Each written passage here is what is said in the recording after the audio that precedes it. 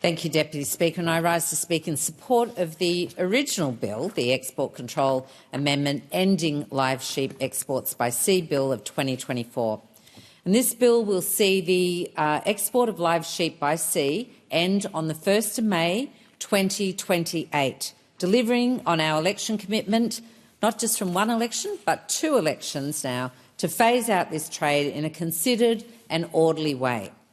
Australians expect Australia to have the world's best animal welfare practices, and Novocastrians do too. I have received thousands of emails from constituents advocating for an end to live sheep export.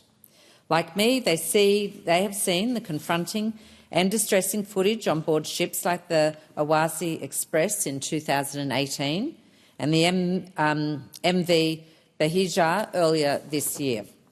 2 weeks into its journey to Jordan, the MV Bahijah, laden with live sheep, was turned back due to increased risk of the Houthi rebel attacks on cargo ships in the Red Sea. And with sheep still on board, the ship remained moored off the coast of Perth while the exporters sought permission to re-export the sheep to Jordan.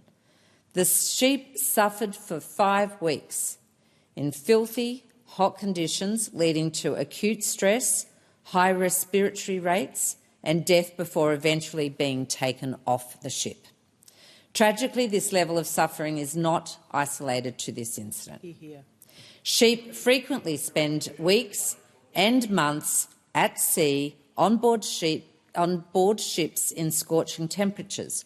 Both the RSPCA and the Australian Veterinary Association have observed the conditions on board live export ships are frequently unacceptable.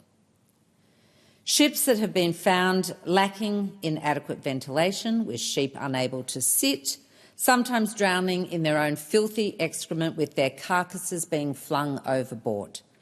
And when they've reached their destination, we have little or no control over how those sheep are treated.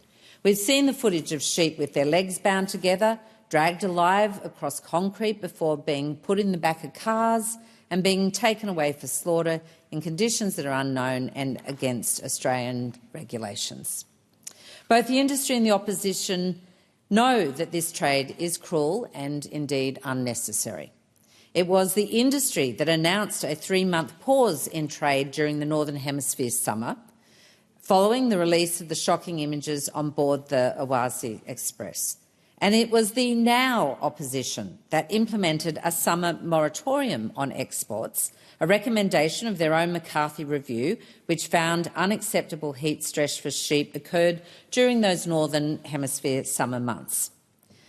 There was also the Moss review commissioned by the member for Maranoa, unfortunately no longer in the chamber, but he was then the Agricultural Minister. And that review found that there had been a catastrophic failure to regulate the live animal export industry. The review also found that the culture of fear within the Department of Agriculture meant staff were not reporting their concerns about animal welfare within the industry.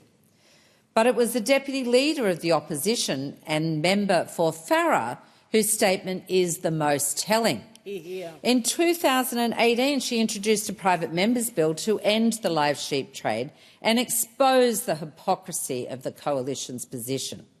She told the parliament, and I quote, "I know all the arguments that are used to support the live sheep trade because I ran them myself for 15 years. I've researched the science, the facts, the economics and the opinions. I have not allowed emotions to overcome reason." She went on to say, "The case for continuing long-haul live sheep export fails on both economic and animal welfare grounds." The Deputy Leader of the Opposition was not alone in her criticisms. She was joined by a number of her Conservative colleagues, including the now Shadow Minister for Community Safety, Migrant Services and Multicultural Affairs, Senator Sarah Henderson. They had a lot to say in support of shutting down the live sheep trade in 2018, so I look forward to their support of Labor's bill today.